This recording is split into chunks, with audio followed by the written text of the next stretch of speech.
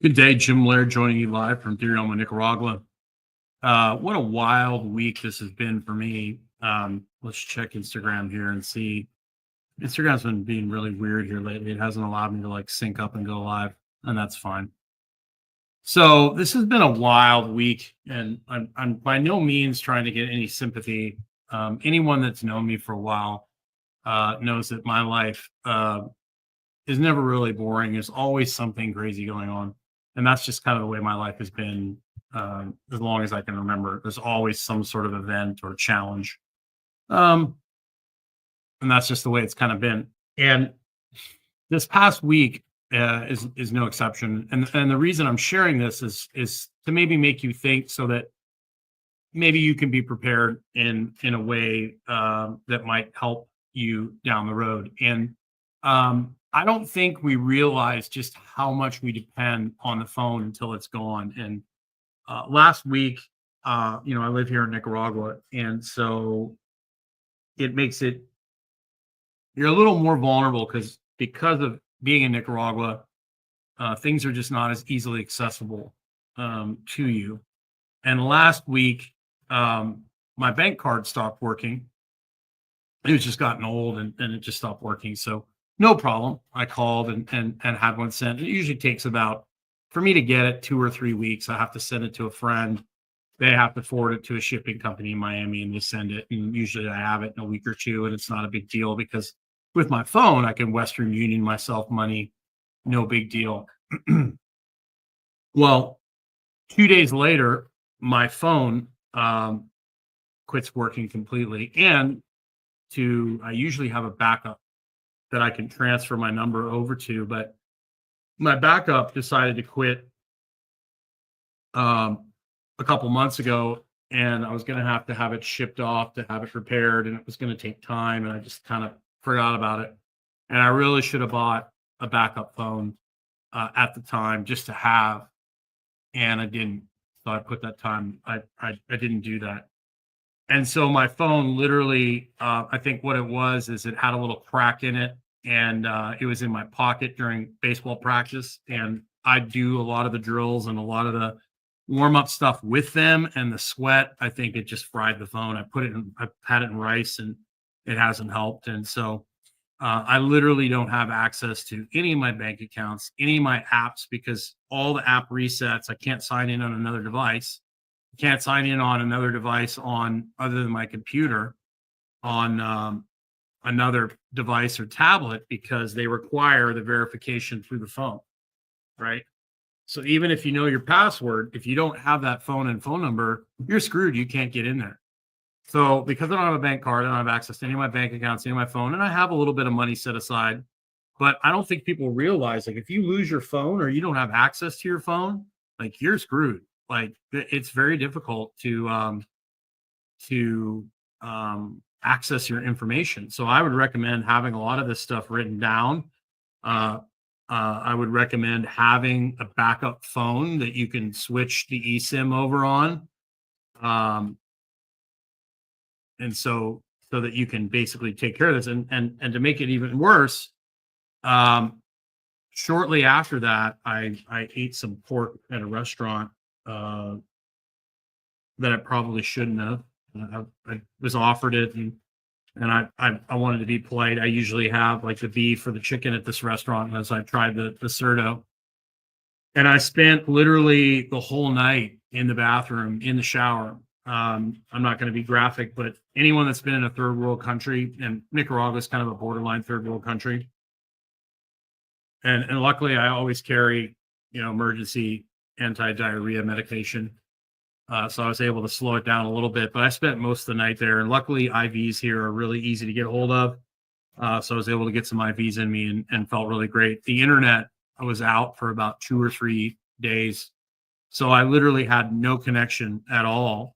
And luckily here, the disadvantage of being here is I don't speak Spanish fluently, but I know enough people where if I was in trouble, I could literally go to them, and I would have no problem if I needed help or assistance. It would be fine.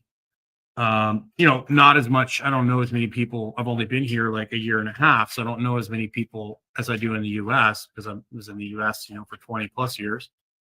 I don't have the network here, but I really all of a sudden I go from knowing hundreds of maybe thousands of people and I know, hundreds of people that I could call up and say, hey man, I'm in a bad spot. I could use some help. To literally having maybe three in the whole country. So my point of this is that we live in a world where we rely so much on that little thing in your hand, and it's going to get even worse. You know, have some money set aside, have some cash, make sure have a network of people that you know personally. I don't have the only number I have memorized is my parents' phone number um, from way back in the day. And here's the other thing, like um I tried to call AT&T, I tried to call my bank, and I can't call out. Like I can't get WhatsApp because WhatsApp requires you to log into the computer on your phone. I can't get into WhatsApp from another phone until I have the verification through the phone number. So, you know, I can't make a phone call because um when I would call AT&T, you can call through the computer and you get about 15 minutes. By the time I would get to an operator, the call was pretty much over. So, you know, have some numbers memorized. And of course, I've got friends that I could use their phone on WhatsApp and various things. And calling to the States on a Nicaraguan phone is it's very expensive and it's not very reliable. You have to use WhatsApp or Instagram or something like that. I can make calls on Instagram. That's very helpful. But all I'm saying is just have a little bit of a contingency plan so that if you do lose your phone or you do lose access to all your accounts, you've got some food, you've got friends, you've got a little bit of money set aside. You don't realize how vulnerable you are to this stuff until it happens to you. And luckily I'm pretty relaxed, I'm pretty calm. Like I know the good Lord has a plan for me. And I don't get really too freaked out when things like this happen because I know it's just kind of part of the process. But it makes you kind of think, and of course you don't want to like get overly hyper focused on things like that because you end up going insane. But my only point would be to like have some numbers memorized, have a backup phone that you can switch over to just in case you lose yours or you can't access yours. Um, and then have some ways to communicate with people if like the internet was to go out or talk to some people about, hey, what would happen if all of a sudden we didn't have the internet or we didn't have access to social media? Like how would we communicate? Where would we meet somewhere? Or you need to have a couple friends that you can rely on. I've got a couple friends here that are like that I can make my way to, and of course I've got the motorcycle back there to get there. But um, we are, because everything is so um, centralized and all that data and information is on a phone and everything is outsourced. Like 50, 100 years ago, like nobody even cared. Like you knew your banker, you had some money in the bank, you didn't even really need a lot of money. Most people grew their own food, they traded things, they bartered things. So like if you didn't have access to your bank, then no big deal. Most of the food you got yourself or you got from somebody else. Today, you don't cook anything yourself, you don't build anything yourself. So if you're locked out of the system, and we won't get into the conspiracy theory side of, well, it's not really conspiracy theory, but we won't get into like, the down the road, like building a system and locking people out because it's already happened in Canada and other places. But you can very easily be locked out completely and not have access to any of your bank account information, your phone numbers, your contact information. So I would recommend, after going through this in the last week, to have some emergency cash, have some emergency numbers, have some contacts that you can rely on, just so you have a little bit of preparation for just in case all of a sudden you don't have internet access, you don't have cell phone access. you don't have access to all the fancy apps. You don't have access to anything really, phone company, nothing. So just a few thoughts. I wanted to get on here and share that, not for you to make you feel sorry for me, but just to maybe make you think in a different way, that hopefully maybe down the road you make a few adjustments, and that if you do have a rough time or you go through something that I've gone through, um, you're ready and it's not as painful. I will say, if you are going to travel to a third world country, or if you're in a third world country, you want to have this stuff. That's great. It'll slow down diarrhea like crazy. Um, you can get them at any pharmacy.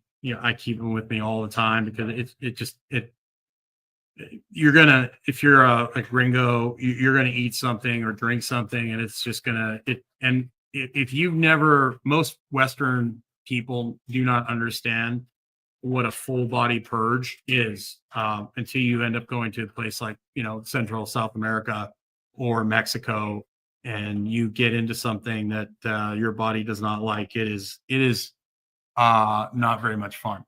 So having something like this on hand, if you are going to travel, um, somewhere like here, like Nicaragua or something like that, have a backup phone with you. Have the ability, if you have a physical SIM card, that would be even better. Now it's all digital SIM cards, but if you had a physical SIM card, that way, if your phone died, you could always buy. Generally, Samsungs here are cheap too. The Samsung phones here are less than $200, and they're good. Um, you can swap that SIM card out right away and have another phone ready to rock and roll.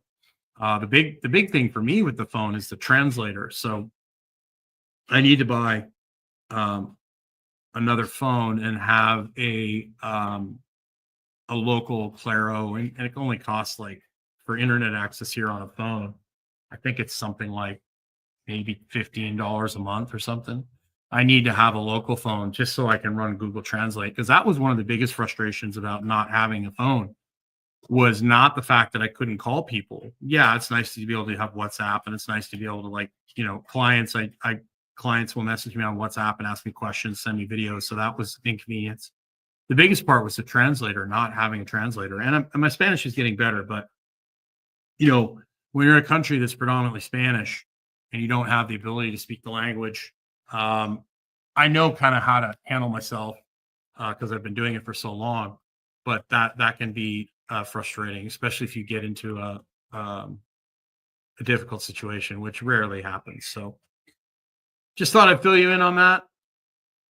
Keep it simple. Wouldn't stress out about it too much, but I'd have a little bit of contingency plan just in case you lose your phone or you don't have access to the internet, particularly if you're going to travel. So, of course, Vitality Brotherhood, you can go over there, join one of my groups, Vitality Sisterhood, Vitality Brotherhood. Love to have you in there. But that's it. That's all for today. The rain is finally over. It absolutely poured today. We're in full-blown rainy season here, and it is muggy and sticky. This is technically our winter season here, which is some of the hottest times of the year. Did not make it to baseball practice today because today is a work day, which I didn't get to work as much as I liked because the internet was out.